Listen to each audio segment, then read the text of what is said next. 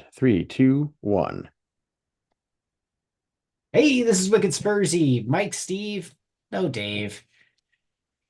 Ah, poor Dave. Well, I shouldn't say poor Dave. He's got family commitments which are keeping him away, and I guess that's a good thing. But at the same time, he's going to be missed for this episode. The penultimate episode, if I am not mistaken, of the season, pretty much. Close, close. I feel like we got a couple in us, maybe. Well, we certainly have just one more week's worth of games. That's for sure. That's for Um, sure. We have two games left. Yep, Um, one tomorrow, which is probably today, depending on when you're listening. And then one on Sunday, the final match of the season versus the worst team in the league. What could possibly go wrong? um, But we'll get to that in a bit. we'll get to Mike, that. Mike, how are you doing? Look, dude, I worked like 147 hours of call this weekend. Actually, it was 49 hours. I was on call. I was there for 23 of them. 23, 26, somewhere in there. I've lost count because I'm so tired. Um, so I had to watch. I watched the game a little bit of piecemeal in between my cases at work, and then watched the game again just now. So I have Nice. a whole fresh perspective on this game and where we might go in the future with the club. But all that said, we're tired. Tired, yes. I got to actually get out in time to see the second half of my son's game against Burlington Football Club, who was um, their quote unquote U12 team, which is, if any way you slice it, as a U13 team. Um, and they, for some reason, they just want, I don't know, trophies, so they play a level down. I don't know what it is. Um, so that's the team my son went and tried out for, made the team. They said they're gonna shape the whole offense around him, and I said bullshit. I'm calling bullshit on that. He stayed at his club. He had a really good game yesterday. Uh, it was very physical. It was very chippy. These two teams do not like each other, and these two groups of kids do not like each other. Um, A rivalry. yeah, Lucas actually does like one of the kids on the team, a kid who just moved here from Iceland, who's a keeper. Yeah, and the kid's an outrageous kid. He looks like a little Ramsdale, like a little tiny Aaron Ramsdale. It's really strange. The kid was just a shot stopper all day, until my son drew the penalty and put one past him at about 100 miles an hour. Um, which was wonderful to watch. But that's not the most significant thing that's happened to me either. Really? Yeah, Steve, the most significant thing that's happened to me outside of missing Mother's Day and my anniversary was that just before we came on, all I was doing was eating a ham sandwich, and I lost the fucking filling. And it's yeah. Oh Not no. only did I lose the filling, I bit through part of it. Oh Um, God. yeah, I bit through part of it. The other part of it ended up, because I threw the goddamn sandwich back down on the plate, ended up on the plate, which I just found. Um, it's not the best experience. It's like one of my bottom front teeth, and it's very uncomfortable. So I've decided the best thing I can do for that is get on this podcast, do the podcast, and drink beers. Yeah, I can't think of a better way to work through that. I've got a similar sort of pain story myself. Go for it. This was more me just being an idiot. But we're in the process of moving. Hmm. So this whole moving is just a stressful experience. I'm sure anybody who's ever moved before will tell you it's a pain in the ass. And I didn't want to leave everything last minute. I didn't want to have to, do the whole logistical nightmare. So I figured, all right, I'll get myself a storage unit and I'll just start over the course of the next month putting stuff in the storage unit. And solid idea, except that there's like, next to no storage unit availability. anywhere around. I did manage to find one. It's a little bit out of the way, but what are you going to do? In Fairfax, so it's about 20 minutes for me, 20 minutes for my potential condo if we close on that. And I thought, all right, I'm going to just fucking pile shit up. I am going to get the biggest boxes I can find. I am going to load those boxes with as much stuff as I can feasibly fit in there, and it'll be good.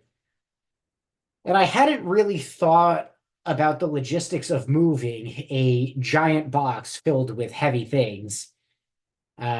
It does Mm, not work.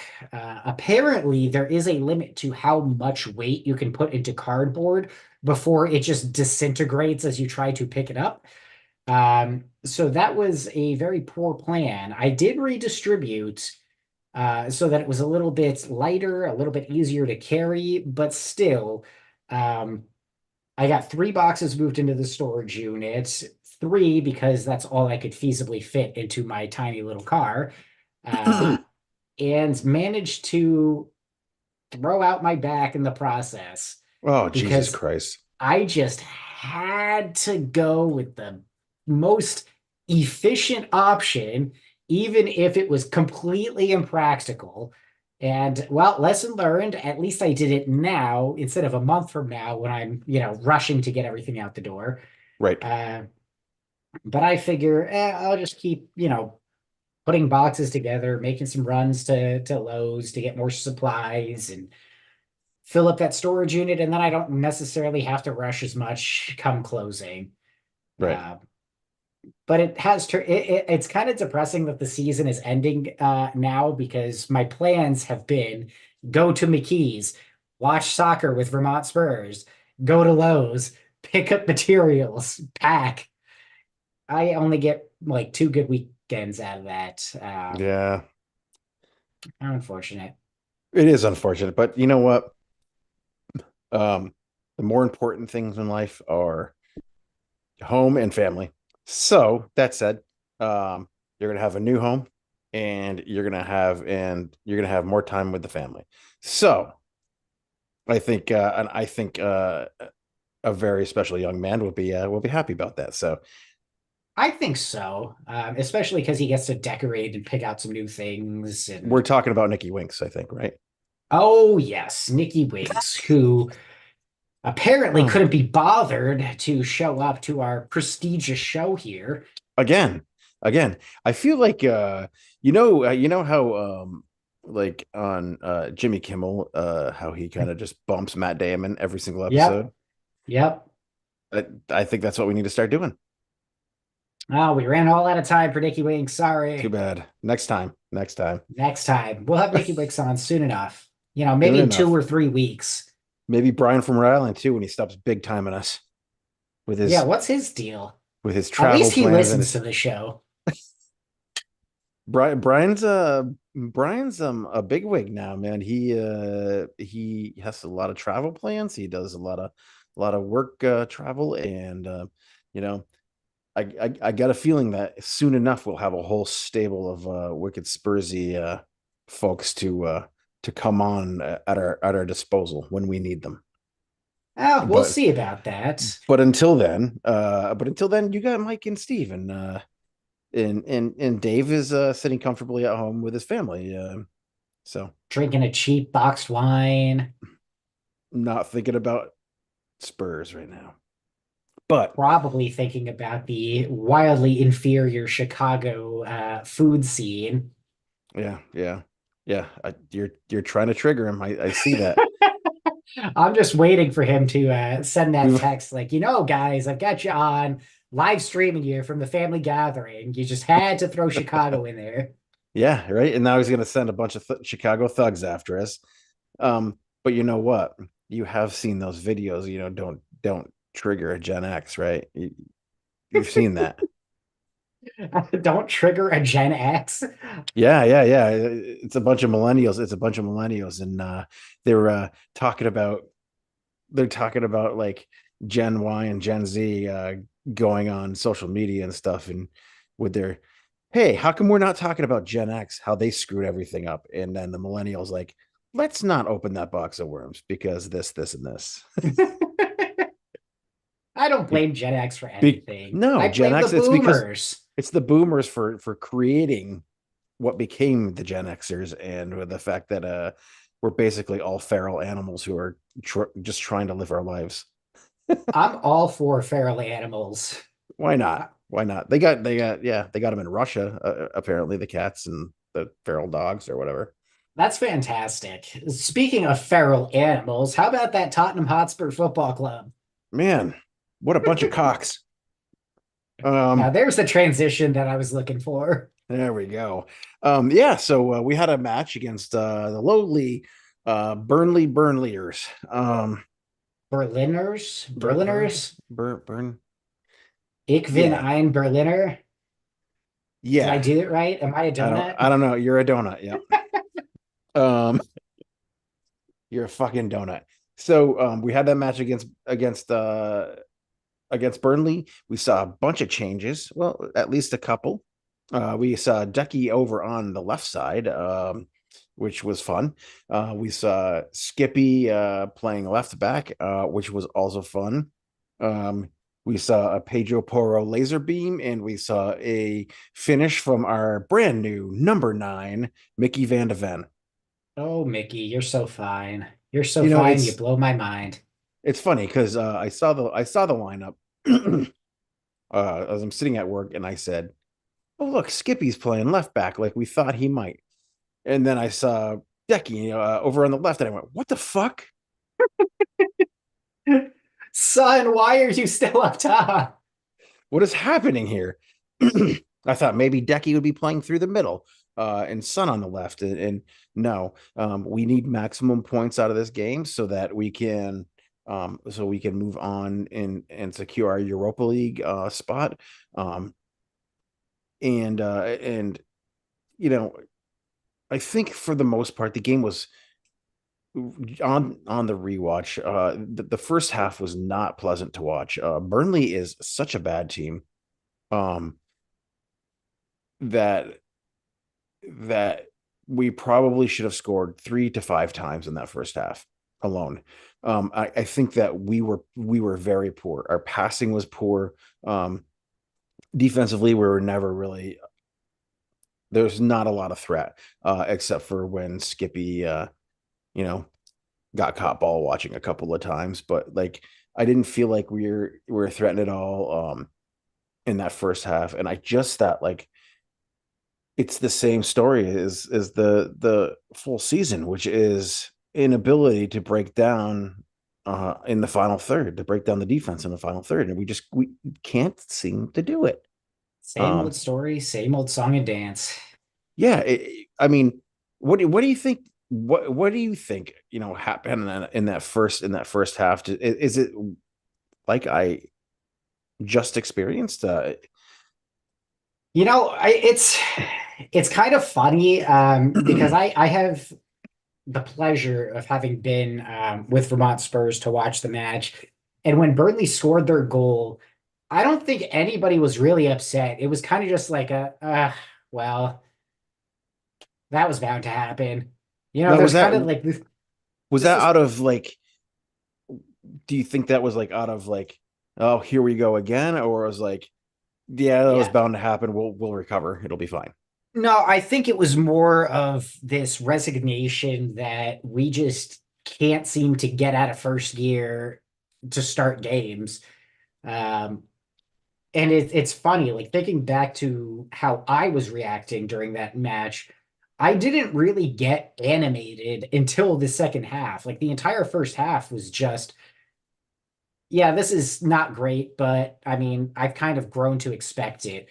And that's kind of disappointing as a supporter to just chalk up the entire first half of a game because eh, that's just what they do. Not really a glowing recommendation for the team for sure. But I think you were spot on. The passing was off. They were slow in transitions. Um, I don't know if it's just, this unfamiliarity of how people are trying to play and where they are and what these movements are. Maybe it's a skill issue to a certain degree, but there was just a lot of negative play, particularly going through that midfield. I honestly, I feel like midfield at this point is our biggest issue. Our creative spark in Madison hasn't been performing well. Basuma and Sar, I don't know what the deal is with them, but I just saw Basuma's probably out for the season thanks to an Yeah. injury, and I'm not even upset. It's like, okay, good. Like he hasn't been performing as well as he started the season, so might as well get somebody else in there. Um, we need a change in that midfield to expedite the transition from defense into attack, to distribute the ball with a little bit more urgency. The big problem that I have over the last few games is if you watch these guys, and it's not necessarily just the midfield three, it's anybody in that middle third of the field. They receive the ball, they look up, and then they start taking one touch, two touch, three touch before they're making any kind of a pass. If you'll notice, and Mike, this will be clear in your memory, having just rewatched it, in that second half, particularly right at the beginning of the second half, things were much faster, much crisper, and we caused a lot more problems for Burnley as a result. As if they got some sort of talking to, or a loving hand put on their shoulder and said, let's go, guys, come on, this is the time. But it was just another episode of Welcome to Second Half FC. um Absolutely. and we want to consider ourselves a big club. You're not a big club until you're consistently in that top four. um you know this league doesn't allow that. uh Fifth is not acceptable in this league. You Because you're going to end up like one of those mid-table teams, the Fulhams, the Wolves, the consistently the Crystal Palaces. You're going to end up like that if you can't put together two good halves of football. But I in the have to end, wonder, I have to wonder how much of that is because we crashed out of so many competitions relatively early on, just not having that rotation in play to get some of these fringe players up to speed with everybody else. I wonder if that's been detrimental because we have had our fair share of injuries. We have had our fair share of, players losing focus and dropping off. But because the backups, the rotation players haven't been able to really get a run out, I wonder if that's just been hindering us from really using them in the way that they were supposed to be used as a competitor for that first position. One yeah, competition, you don't really need all that going on. It just falls to whoever's there. right. And you might think at some point that this is the time where you start rotating some of those younger players in. We did get a pretty decent cameo from maybe not even a cameo. It was a good substitution appearance out of Dane Scarlett. I thought Dane Scarlett changed a lot in this game. I think that his intensity when he came on, his intensity was high. Um, he was actually really strong on the ball. He drew defenders with him. His runs were great. Like when I was at work trying to watch on my little tiny cell phone at work because I couldn't get it on on my computer. But I'm trying to watch on my cell phone. It looked a little bit different.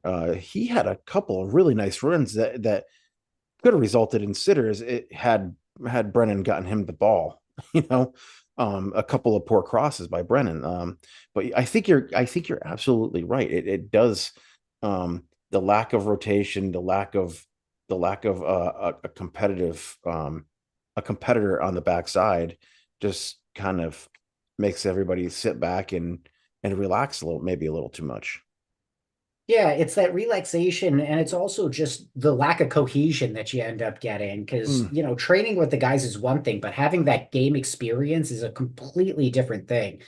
And I have to, just looking back at the full season, we were at our best, obviously, towards the beginning of the campaign. And, maybe part of it is people figured out Ange Ball and they were able to counter it a little bit more effectively. But I do think that a good chunk just comes down to there were more options. Players were rotating in with more regularity because of the different competitions that we were in. We had a lot more cohesion, and then it just sort of fell apart, and nobody really got the opportunity to get back up and gel again. I will say that having a Dane Scarlett out there, I think just completely shows why we need a dedicated striker in that number 9 position and why Hmm. Sun just doesn't cut it there. And again, this isn't to bash Sun or anything because he has been a great servant to the club and he does contribute quite a bit. But having him in that 9 is not the ideal situation. It's unfortunate that Richarlison picked up that injury. We could have really used somebody like him, but it just shows how important it is to sign a starting number 9 coming next season. It's imperative. And if it's not going to be a starter, at least somebody who will compete with a Richarlison. Um, I'm I would always prefer a starter, to be honest, though. I'm always hesitant to say, Steve, that with you know if you do, I'm hesitant to say that like we need a full oil change, right? I don't think we need a full oil change, but also um having having those players that can rotate in and I always say that we need rotational players, right? But I'm always hesitant to say, this player needs to play this position, this player needs to play this position, you know, because maybe they're gonna be better in a different position. You can never tell, but like this year, like we have been able to see that yes, the sun through the middle thing doesn't work. It worked for a little bit when you had that that link up play that we were getting from Basuma and Madison, but Madison wasn't, at its best. I think Madison, this game found a little bit more confidence in the second half because it looked like a light switch had been turned on for him. He got back, he was moving the same way that he was moving at the beginning of the season. He looked a little more confident. Maybe it was, the competition, but like I think that I'm always hesitant to say that we can play any player anywhere, um, because you certainly can't. Like it's obvious Decky doesn't belong on the wing, on left or right wing. Um, it's obvious that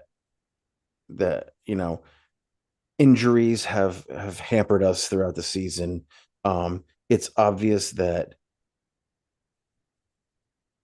there are certain players that need to go. But right now, like there is a player that we can say might be able to play just about anywhere. Um, Mickey. that fucking handsome bastard. That guy, he found a lot of joy, right? Playing when he got pushed out to the left side. Um, he was pretty decent on the ball. The only thing that I worry about with him is like playing on that left side. If he's going to do that at all for any stretch of time, which I don't know because Dragushin didn't really have a lot of work to do in this game. But Fair, yeah. so if Mickey's going to be an option out that way, we still need him to be able to track back and cut off passes and that kind of thing. And playing out on that in that position where he's coming from the outside, moving into the inside, receiving the ball, and turning and moving with the ball.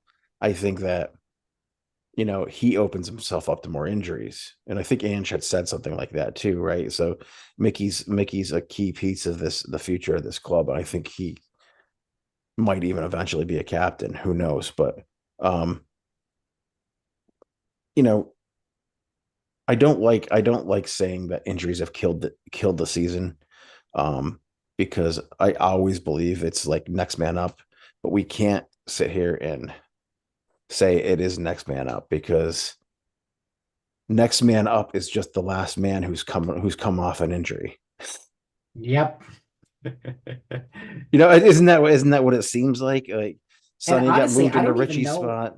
Yeah, I don't even know if these guys coming back from injury are like back from an injury. Like it seems like they're still carrying a little something and are hesitant to actually put the effort in that we would expect of them earlier in the season. Benton Kirk coming to mind, still playing with that broken toe. Like, come on, dude. I mean, it's not working. Like You can't there's do what we yeah, need. there has to be a point where you need to shut it down, and which kind of brings me to the next part of this podcast. Um it's all well and good that Ange wants to push forward, and we still have a shot at Champions League, be it a very, very, very outside shot at Champions League. Um, we have to win these next two games, which means, and we'll talk about this later, winning tomorrow. Um,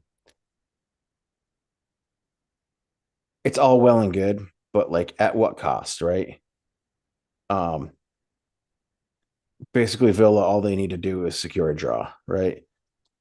Is that what it is? They have to. I think so, yeah. Mathematically, So, I mean, that's really tough for us. And I get that Ange said, fans should never want their team to lose. And I don't want our team to lose. I don't ever want our team to lose. If we do lose, you know, luckily that keeps Arsenal out of the top. If we somehow beat City and give Arsenal the title, guess what? It's not the end of the world. It sucks for sure because we're never going to yeah. hear the end of it as Spurs fans.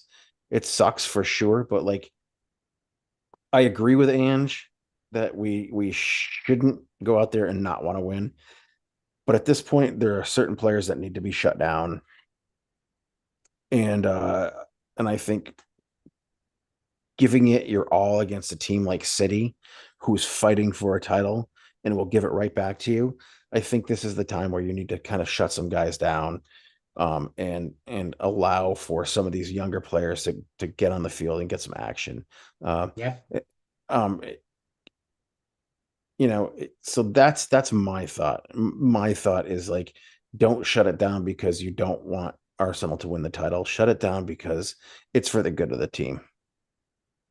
Yeah, and I think I'm of the same opinion. But mostly I don't want to be those guys who are more obsessed with what the neighbor's doing versus what we've got going on. Like I would rather us focus on our own shit and, yeah, it hurts, but at the same time, hey, yeah, you may have won the league, but you needed our help to do it. I mean, Right. I don't know if that would shut him up necessarily, but it would certainly give him pause, I would have to think. Oh And yeah, I absolutely believe that's true.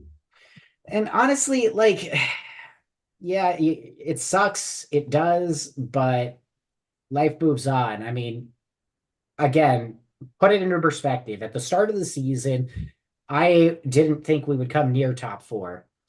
We're within spitting distance, so our ideas of what a successful campaign look like have changed as the season has progressed. But if we continue holding on to that context of like, this isn't where any of us thought we would be at this point, I think it maybe opens things up in a different light and allows us to feel a little bit more proud of where we actually ended up.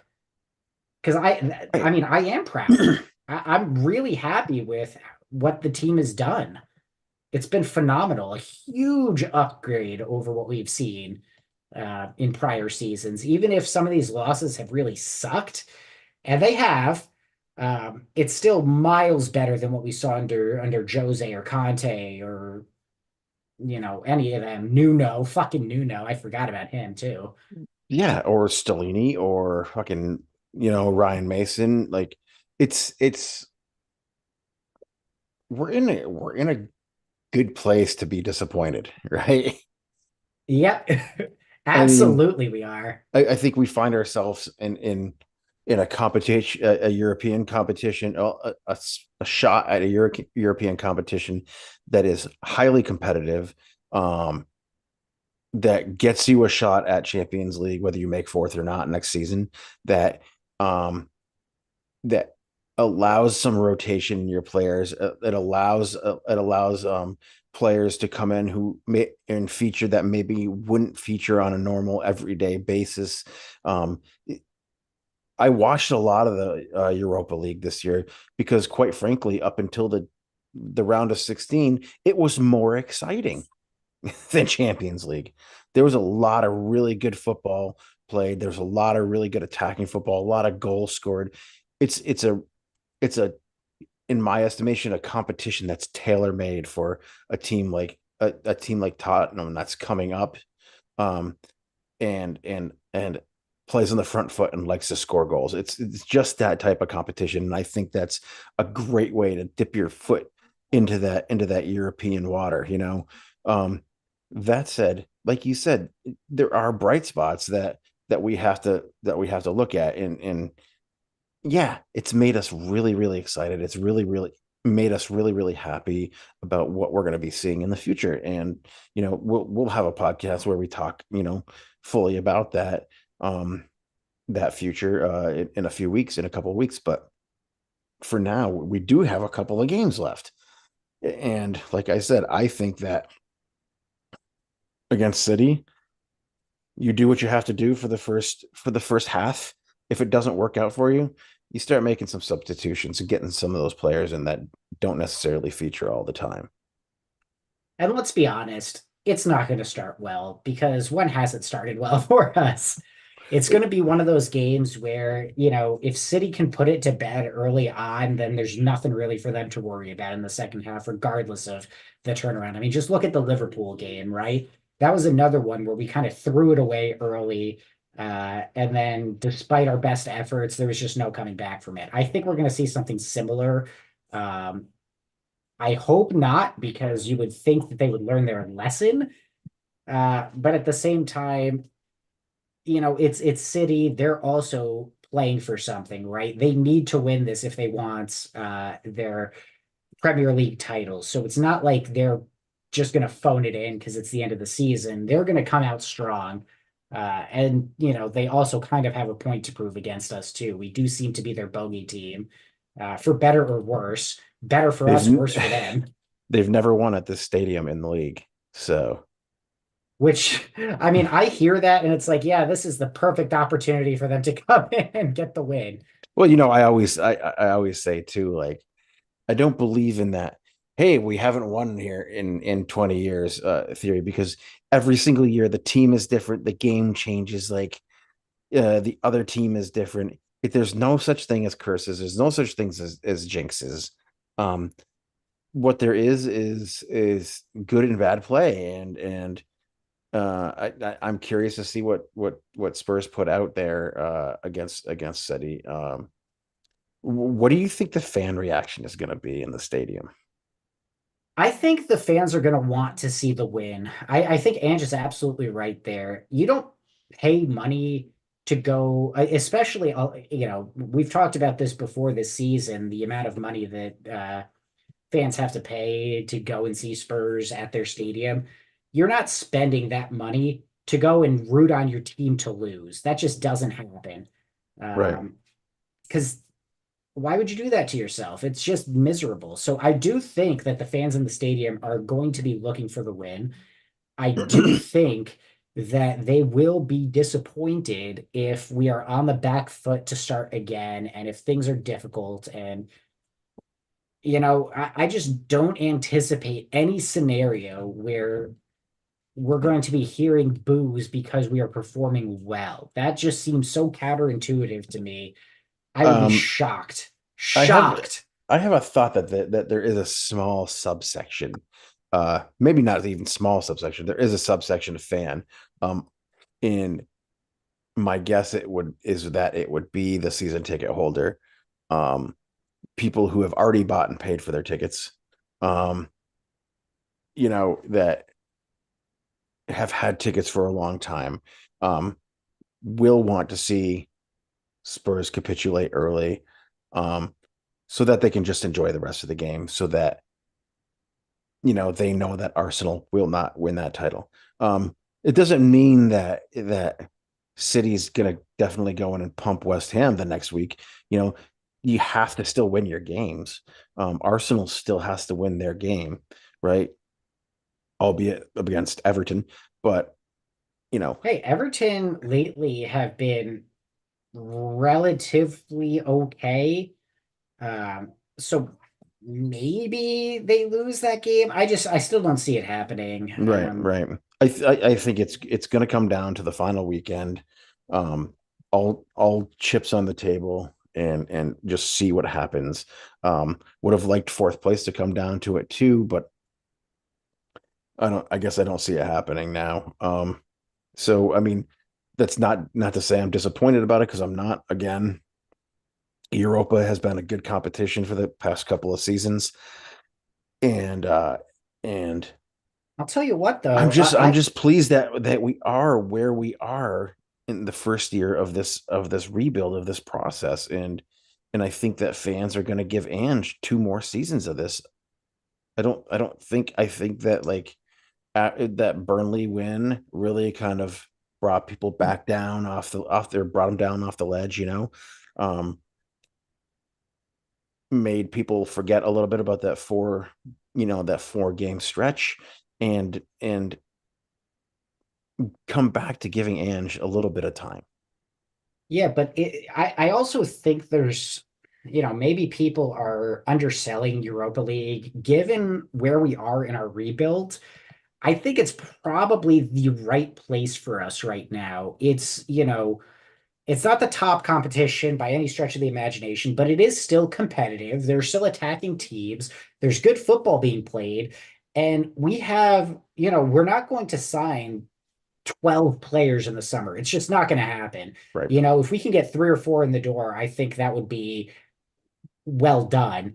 But that being said, we do still need competitions, competitive football for some of these guys who have been sitting on the bench so that we can get that rotation, so that we can see some of these guys work with their teammates a little bit more, give them that game experience, let them kind of start to gel and figure themselves out, be more cohesive as a unit. I'm okay with Europa League. It would be great if we got Champions League, but honestly, if I'm thinking about this just completely objectively, it's probably a step too high for where we're at skill wise right now. And I know people are going to, badmouth me or whatever for suggesting that, but it's to me, that's the truth. I do not think, compete at a Champions League stage right now. Maybe we get out of the group if we get a decent draw.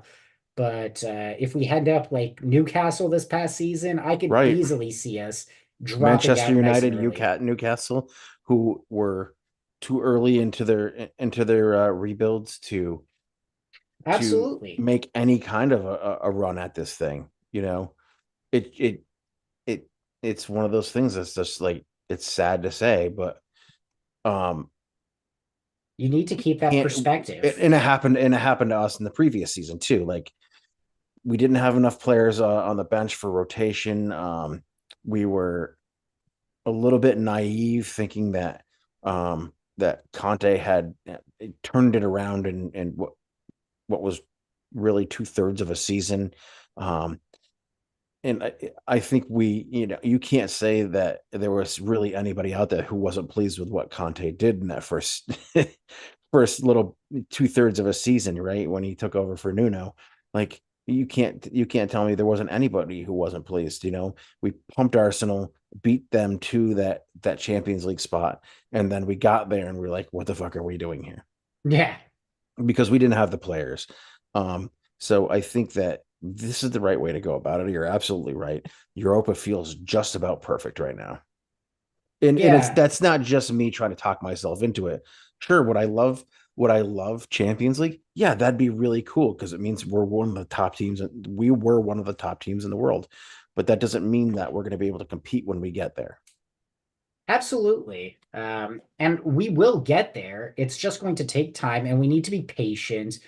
And honestly, I think a lot of the fan base really struggles with the whole patience thing. It's kind of like that goldfish memory, they kind of forget what has happened. We'll come to next season, we'll forget all about how did we get here? What's the point? What are we doing? I don't understand. It's going to be rough going. I do think that next season is going to be a huge upgrade, though. We just have to get there. Yep. Plain and Yep. simple. We just have to get to next season, and I don't know that we start well. I have absolutely no expectations. I think it depends on the transfer business that we do, people recovering. I think that's the biggest one. If we can keep some of these guys from going out on international duty over the summer, that Good I luck. think would be a win in of itself. Good luck. Good luck is right. But honestly, a lot of these guys, they need rest. I mean, look at Sonny. Everybody knows what Sonny has done. I've said it once already tonight. He's an incredible steward of the club. He always puts his effort in, but he is gassed, man. He is so fucking tired. He, of all people, needs to just take a vacation. But the second South Korea calls him up, he's going to show up. That's just Yep. what he does. He Yep. needs a break. He He does. desperately, desperately needs that break. So yeah, before we move on to, I think because we're coming up on time here pretty quickly.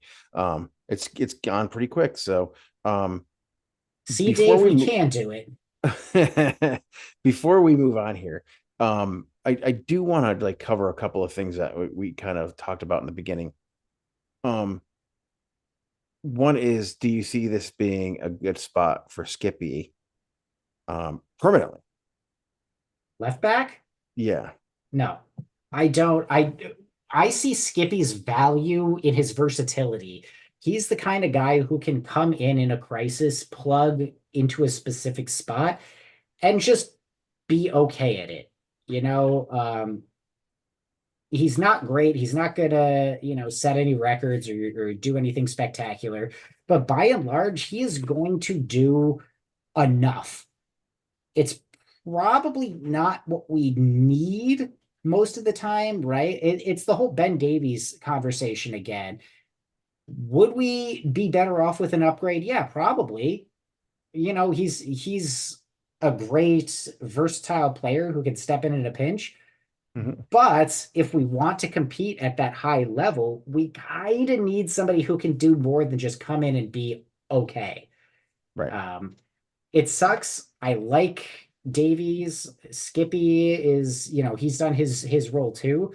I just don't see him as ever being anything other than that versatile option off the bench. And if we can improve on him, and I think the other thing he's got going for him is the whole homegrown I was gonna say aspect. he's homegrown, club trained. Um, but there are other players out there that fit that same bill. Like we have one that's out there right now that that is sitting there hoping to get promoted. But if they're not promoted, Southampton, there's KWP sitting right there. Um, he's improved. He's gotten a lot of playing time. He still can't defend, but he is out there and But that's our problem. he's being a good contributor. The dude's great on the ball. He moves quickly. He passes well. I think that he is and he can play both sides, right? I think maybe now the time is right for KWP at this club. It wasn't right for him before, but I think maybe now the time is. It's that position, that type of left or right back that he plays. I think he'll be able to invert really well. I think that he's again still young enough that he can learn how to play how to defend well. Because look what happened with Pedro Porro. The guy was abysmal defending his first year in that spot, right? Yep. Granted, it was a different system, but this year he's learned how to defend, and he's had great cover from a mostly healthy and mostly on the field Christian Romero on that side. Um, so the same thing can be said about KWP. Um, So he can fill that role if Skippy needs to go. Let me ask you something, as it's coming to my mind. So Mickey Van de Ven named what was it? He was the supporters player of the season, Yeah, some sports title best like player of the that. season. Yeah. Yeah. Do you think that is a fair result given everybody's performance this season? Do you think he deserved that? Ooh, that's a good question, Steve. I mean, I think that on its nose, on its face, yeah, I think that's probably about right.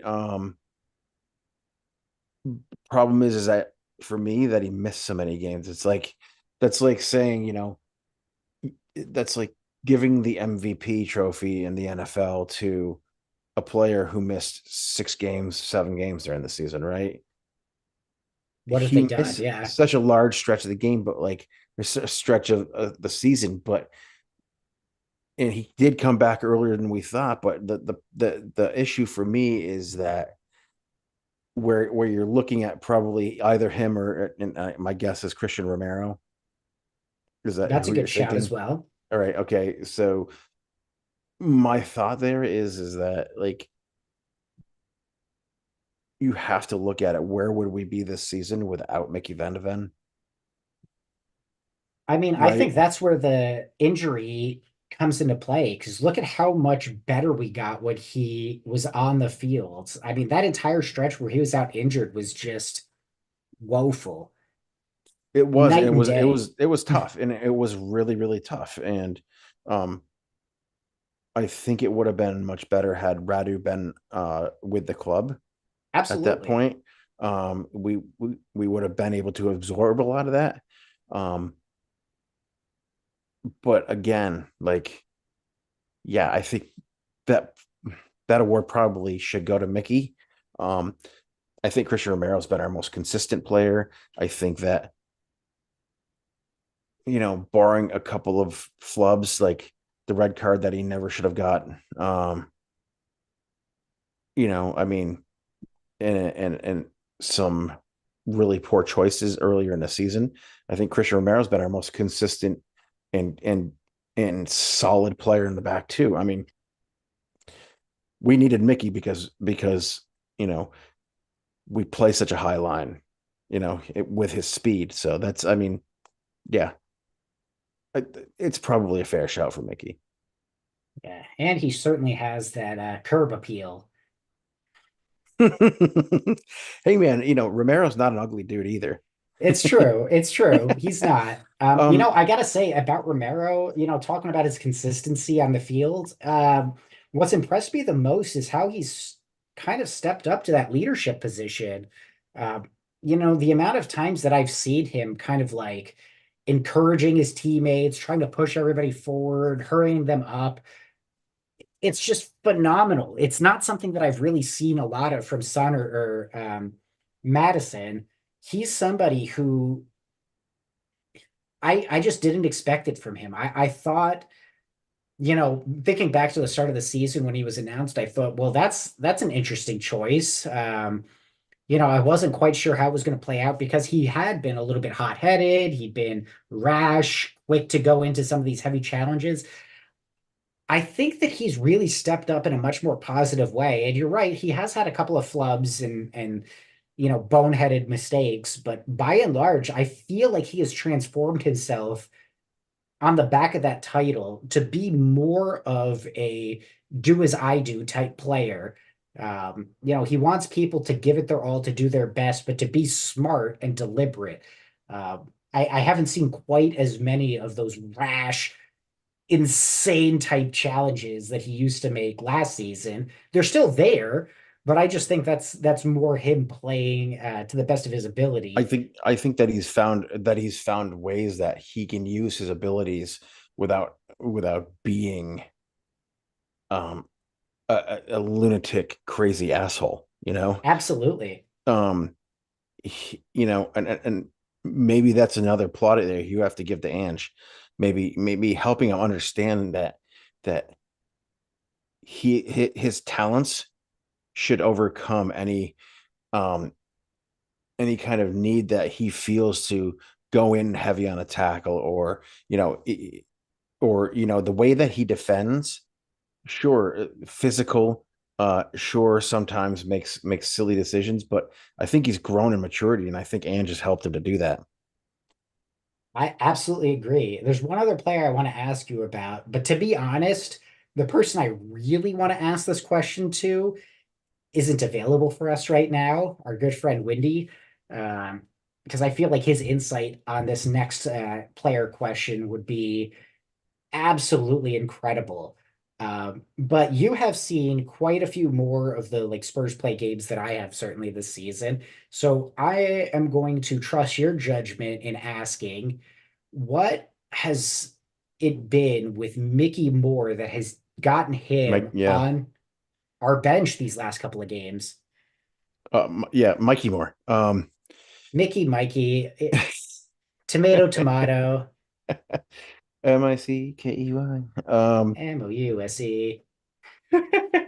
Oh shit, wrong I one. I Don't think come it's after us, Disney. I think watch out. We still have our cartoon mouse sponsorship available as well. So Oh, we don't Steamboat want to get Mickey on is them too public much. domain. We'll be okay. um, so I think Mikey Moore, like I think any of these guys um that make it onto the bench, I don't necessarily.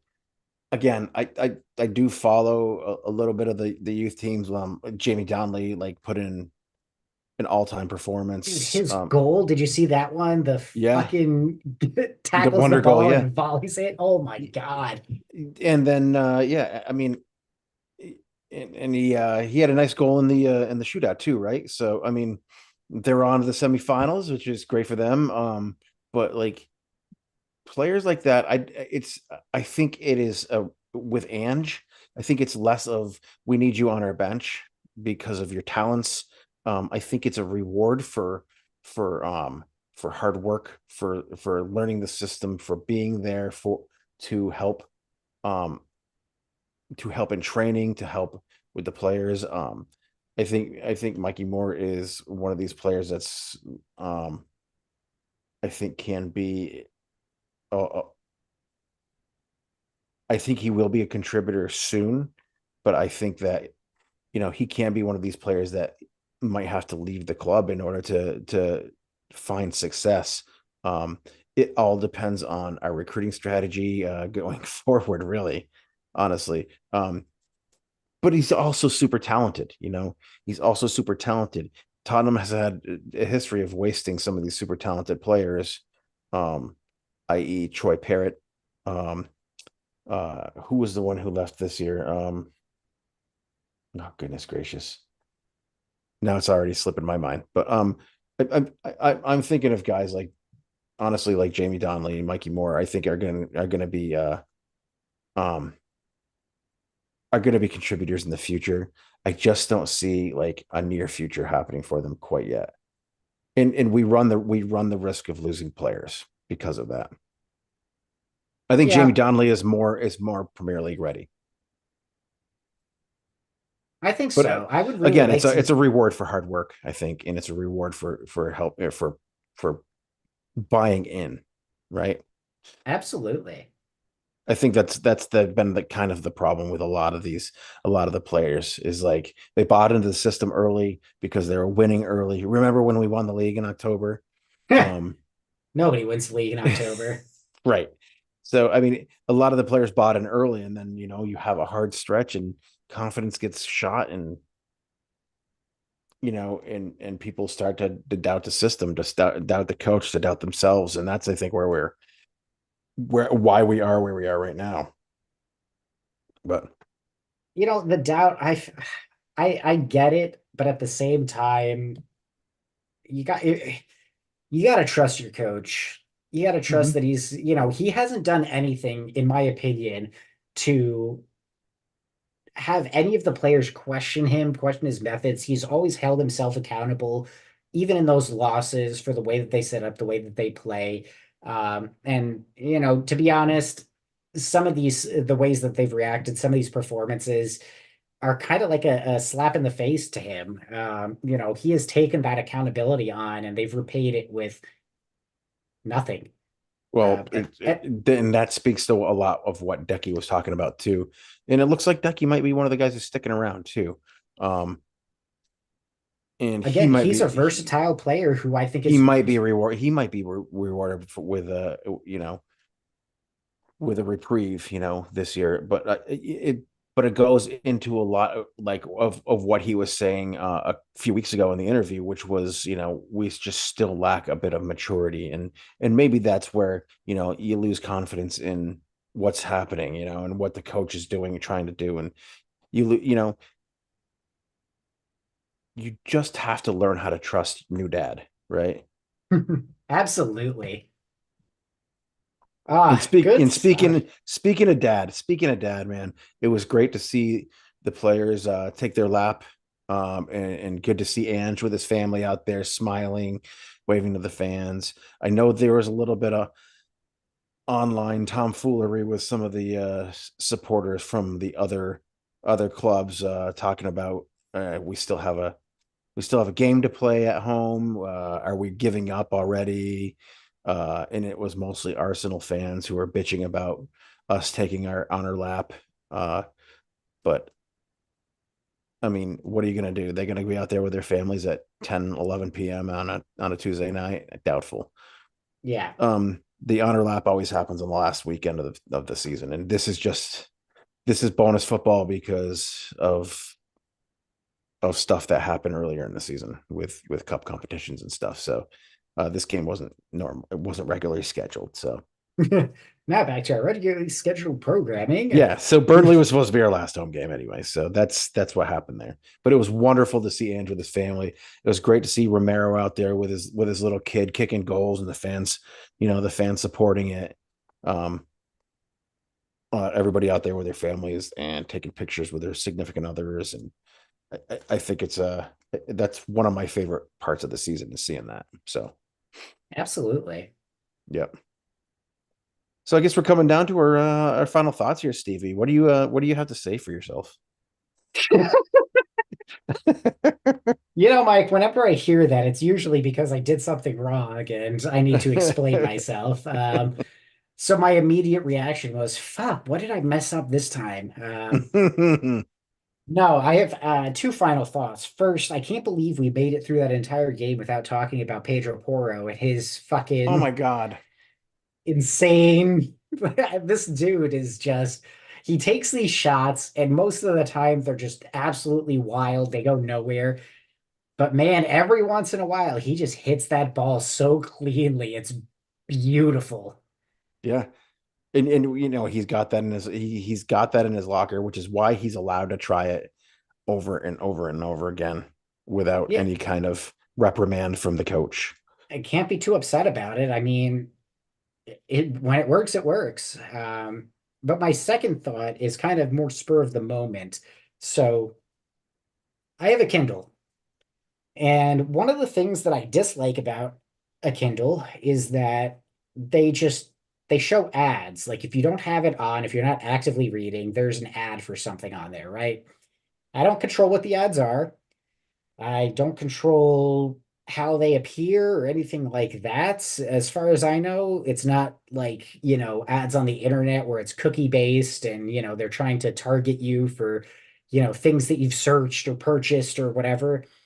So I've got my Kindle kind of off to the side of my computer here, and I got an ad refresh, and I don't quite understand why or where it's come from, but this is an ad for what I I'm just going to read the title of this book that Amazon has sent to my Kindle. It's called The Unicorn and the Kitty, Bedtime Story for Kids and Adults. And it's just got, I wonder if it'll show it. It's got this little picture that Mm, just popped up. hmm You know, it's one of those things. I've just had it there for so long. I'm just used to cycling through, popular thrillers or, New York Times bestsellers or whatever it usually is. That when it just changed to this in the middle of our show, I couldn't help but just look at it like, what in the fuck is this? And why am I being advertised it? I still don't understand. This is far from my genre of literature, um, if you can call it that. Uh, It so looks Mike, like it I'm looks just like leaving this something. confused. It looks like something you typed into Chat GPT. Show That's me a girl exactly dressed like a it. kitty riding a unicorn. That's exactly it. It's some AI bullshit art. My Listen, God. your Kindle is listening to you.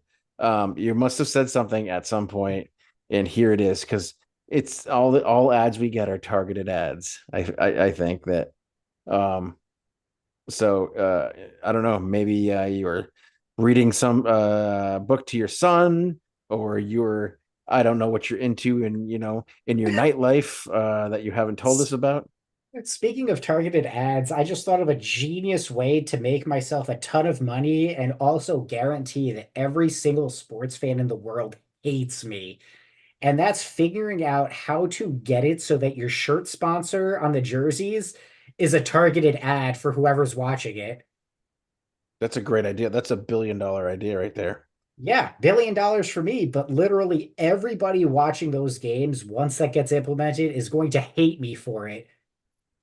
That's I wouldn't fine. want that, but I'm I'm pretty sure they hate Joe Lewis for a lot of things. not the insider trading though. No, no, No, they don't not seem to care. no. How he got his billions is a completely different thing, but insider Well, trading, whatever. you Let's can't forget about it. He's an like I've old always man. said, you can't ever expect a benevolent billionaire. So No such thing. no such thing. Uh, they Mike, how are about you? they are full circle a unicorn. It's true. What are your final thoughts? Uh, Hopefully they're a little bit more coherent than mine. Steve, my final thoughts are these. It's been great sitting here with you guys and having great conversations every single week. And I everybody who listens here knows that I love my beer. I love my music. Um, and most of all, I love my friends, and I love sitting here talking with you guys. And as we come up in the end of the season, I just really, really want to say that I miss Hey Mike. I miss Hey Mike too. I'm Um, not the one who canceled it. God damn, I'll blame Dave. canceled by a boomer. Canceled by a boomer. Um, no, I think next week I want to maybe find some way, or maybe the week after on the final episode we can somehow run it back one more time for the kids For the kids. before we close out for the summer, and because I know that we're gonna have a break, and maybe we'll come back on Wicked Spurs and have a couple editions of Euros talk and transfer talk and that kind of stuff. So, but TED Talk. a little TED talk. Um, but Brian yeah, from Rhode Island tells us his secrets to living a Brian-tastic life. Brian Tastic. Which brings me to so that's my final thought, and which brings me to you know, uh if Dave were here, he would go to you and he would say, Steve, what do you have to say? And then I would have told him all about the unicorn and the kitty. In fact, I might just text him about it just so that he's prepared. No, I'm gonna let it be a surprise. Yeah, I'll let let it it be be a a surprise surprise. for him. Yeah. All right. So what do you have to say to the folks out there? Oh, to the folks out there, I Yeah. would say, coys, coys, coys, coys, coys. And Don't be an asshole. and if Dave were here, He would he say, would "Hey, ask Mike, what you drinking?"